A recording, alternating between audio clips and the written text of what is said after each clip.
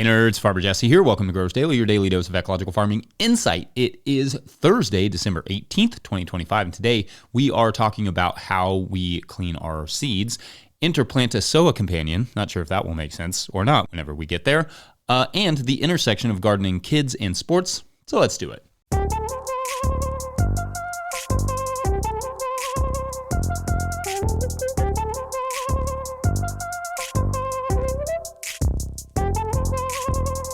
All right, happy Thursday, everyone. I hope you all are doing well. So far, so good here this week. Honestly, I've spent a lot of the week just kind of like working on our seed order and garden plan. So it's at least felt somewhat productive. I had mentioned that we, had shrunk our garden this past year and thought we could probably take on a little bit more this upcoming year, having gone through a season with this show and the farm going at the same time, plus soccer coaching and all the things that I do.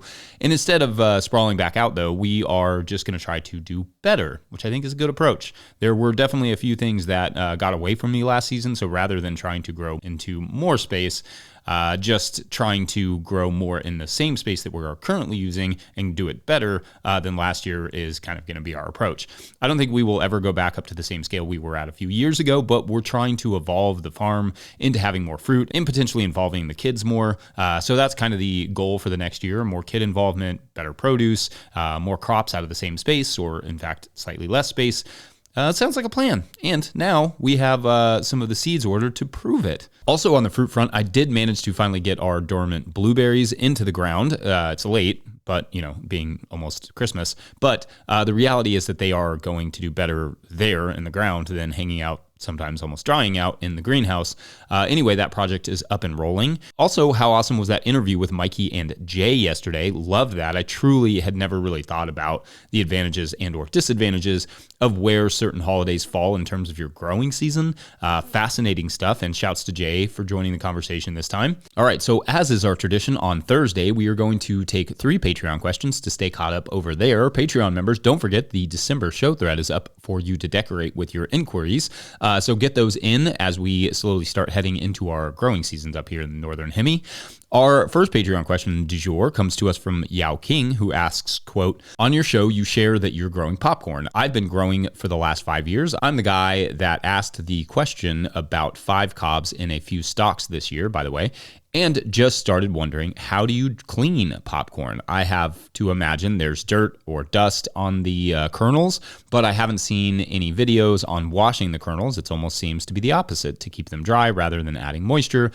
We wash lettuce, carrots, most of our ag products, frankly. Are we supposed to wash popcorn after harvest? Same question for sunflower seeds, by the way. Thanks, Jesse." End quote. All right, great question here, Yao. Love this. So our popcorn strategy is pretty much the same strategy we use for almost any seed.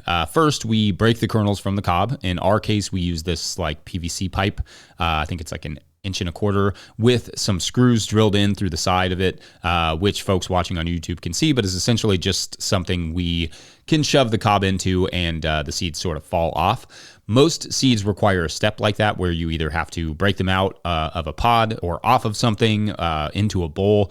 The next step is that we have a little screen that is actually just a wood frame screen with tight hardware cloth on it that we got from one of our old beehives, but could be made. I'm not 100% on the size of cloth that you would use. You'd probably use different cloths based on which seed you're cleaning, but you want it to be big enough to stop the larger kernels, but it'll also still allow for the tiny or broken ones to fall through. So I shake it on the hardware cloth to separate them, but I do that in front of a fan so that it'll blow any remaining silks, etc. off. There should not be any dirt really, because corn grows in the air, but if there is, it just falls through the holes. Then I give it a once over and make sure there's nothing funky in there, and then I transfer it to something critter and bug tight.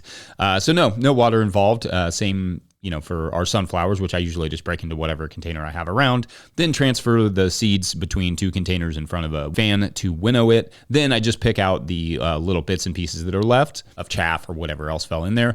That said, it's not super dusty here in Kentucky, so perhaps that's not as much of an issue as it may be for some people in drier climates. Usually the process cleans them pretty much all the way through, though, and of course there are more industrial versions of this.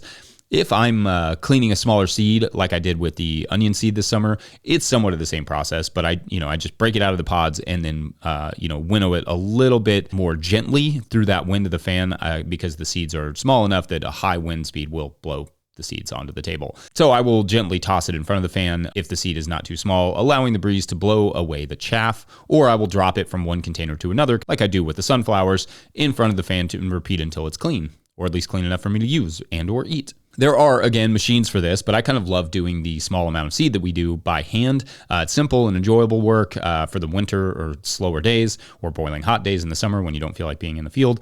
In situations where you are selling the seed for consumption or even just to other growers, just be extra vigilant. Like I can put up with some silks in my own popcorn. A customer shouldn't have to do that.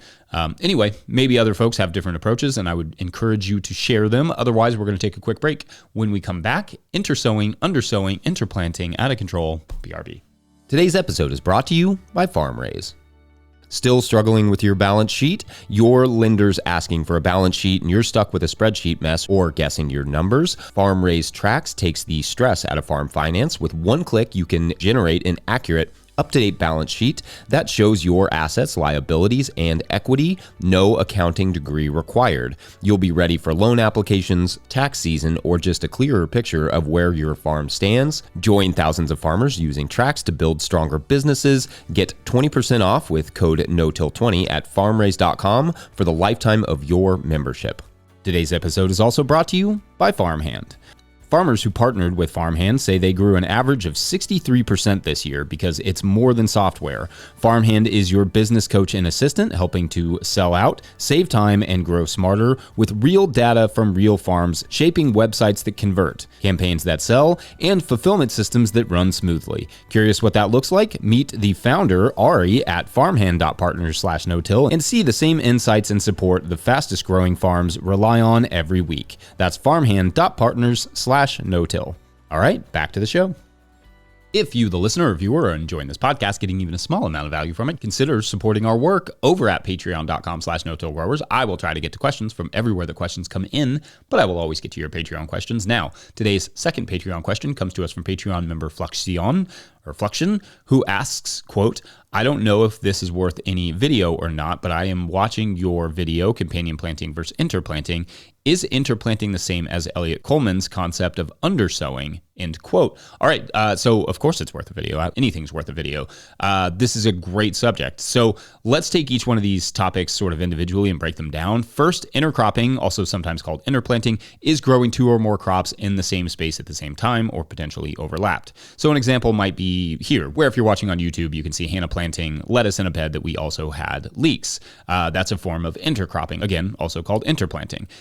We will get a head of lettuce while the leeks grow, and in fact, we can often do a second crop there before the leeks are ready, depending on how big we want those leeks. So that's two crops with economic or personal value out of the same area at the same time. Or you could look at it as utilizing that space that the leeks are sort of wasting as they mature, because leeks are very skinny and small and they don't really need a lot of space around them. In terms of interplanting, you could also do things like rounds of beets or radishes or lettuce next to your tomatoes or peppers. That's a pretty classic interplant/intercrop. And there are lots of different examples of things like that we've talked about, and I think I talk about in that video. Now, companion planting is about growing one crop to benefit another crop, but not necessarily to have both crops succeed. The terminology gets a little loose there, but in general, that would be like growing, say, nasturtiums to help ward off cucumber beetles or something like that. Maybe you eat some of those nasturtiums, but in general, they are working for you and not intended for production. Contrast that with interplanting, and in interplanting, the production is the goal. Like, you should be getting at least as much as you normally would get for that amount of square footage planted as you would if you just planted it on its own, maybe even more. Now, undersowing or oversowing generally refers, and this is largely how Elliot seems to use this term, with cover crops. The idea being that you would sow a cover crop before the cash crop is finished, generally by broadcasting it, but it could also be with a seeder in certain circumstances. Usually this is something that is done with longer season crops or crops that intend to finish out the growing season. Example would be like something like okra. Okra will grow until you or the winter kill it. So you can undersow okra with something like crimson clover so that when the season is over, the crimson clover will take over the bed. The little known fact that was the original lyrics to the 1968 classic Crimson and Clover by Tommy James and the Shondells. fun fact. Or sticking to the okra, maybe it's how I sowed the teff there, and they grew along nicely together towards the end of the season last year. Perhaps the field tomatoes are about to finish up and you'd like to hold that area with, say, like buckwheat or something. Then you could undersow the tomatoes, remove the trellis, and the buckwheat would grow right up around and through them. Or perhaps it's like what I saw at Evan Chinder's place a few years back, where he was oversowing crimson clover, a favorite for this particular undersowing idea because it germinates pretty readily on top of the soil surface, and he would do that over top of his fall chicories and brassicas. This makes sense to me. Those crops, the fall brassicas and chicories and stuff, will eventually die or be harvested. So it's nice to have a crop ready to take over that space and keep photosynthesizing all winter. Now, yes, you could also do this with cash crops and make it more of an interplanting situation,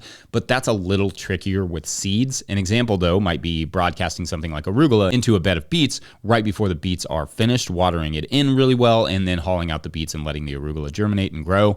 Or do that with radishes, probably would maybe be an easier one, but it's possible. It just takes, perfect weed control and good timing with the sowing and, adequate watering.